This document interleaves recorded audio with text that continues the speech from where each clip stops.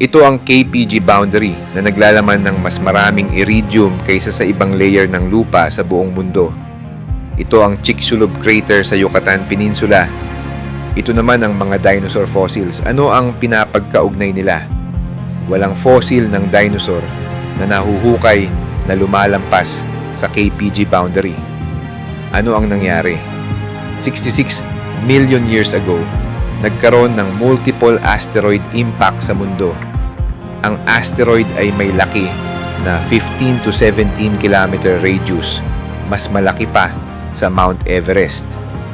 Nagdulot ito ng 75 to 90% na pagkalipol ng buhay sa buong mundo, kabilang ang lahat ng dinosaur maliban sa iilang ibon at maliliit na mammals. Ang Morganocodontids ay isa sa mga nakasurvive. Ito ang common father ng lahat ng mammals na nabubuhay ngayon, kabilang ang tao.